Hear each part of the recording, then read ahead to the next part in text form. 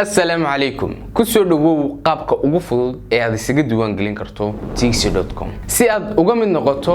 ardayda wax ka baranaysa tixi.com waxaad markii koowaad u baahan tahay 3 step ka koowaadna waxa uu noqonayaa in aad samaysato account ama xisaab aad ku leedahay tixi.com qaabka aad u samaysanaysaana waa kan step 1 waxaan ku qori doonaa bartan tixi.com كبعد حنقلي دونا ويب سايت كا مركا ويب سايت كو inoo soo furmo ee courseski inoo soo baxaan waxaynu geli doonaa marka koobaad inaynu login samaysano ama aynu account helo sadarteed waxaan iimanaynaa bartan yaraacas كبعد waxaan odhanaynaa login marka tiraahdo كبعد hadii Facebook aad isticmaalayso iyo hadii Gmail كبعد Gmail ka aad doonayso inaad courseska isku diiwaan geliso ayaabad waxaad odhan doontaa sign in the Gmail iskala duwan ku yaaleen ka aad rabto markasta mainka ku noqonay isticmaale hadii kale kan ku dhufanayna step ka labaad waa inaad doorato course-ka ama bootcamp-ka aad rabto tusaale ahaan inagoo dooraneynana waa kan waxaad dooranaysaa course-ka aad rabtay inaad isdiiwaan geliso sadarteed course-ka waan ku dhufanaynaa su'aalahan kan oo kale aan click siinay waxa uu ina keenay course-ka dhexdiisii kabacdi waxaad arki kartaa content-iskii course-ka inta saacadood uu soconayo يعني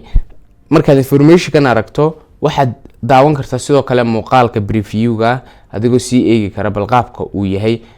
ama course-ka loo dhiganayo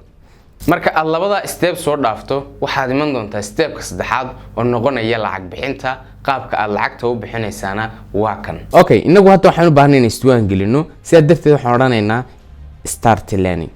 marka aynu start learning ku soo dhufanay waxayna keenay qaybtii lacag bixinta sida darteed mar rasaad baan ku bixin karaynaa oo sahal baan ku bixin karnaa oo EVC Plus baan ku bixin karnaa oo e-dahab baan ku bixin karaynaa sida darteed waxaan oranaynaa tusaale ahaan saad baad dooranaysaa saad lambarkaad gelinaysaa 63 waad ka bilaabaysaa 63 markaad ka bilowdo lambarkii baad gelinaysaa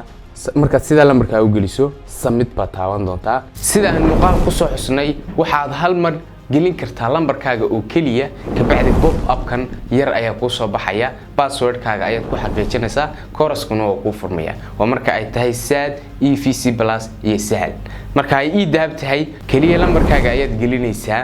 ka bacdina password-kaaga ugu dambeyn waxaad gelin doontaa OTP-ga ku soo dhacaya waana ugu furmaya ballanteena waa in aad ka faa'iideysato courseska iyo bootcamps-ka aadka u tayada sareeya ee ku diyaarsan tixi.com wixii caawimaynta dheeri ah nagala soo xir lambarada iyo ciwaanada kaaga muuqda shaashada mahadsanid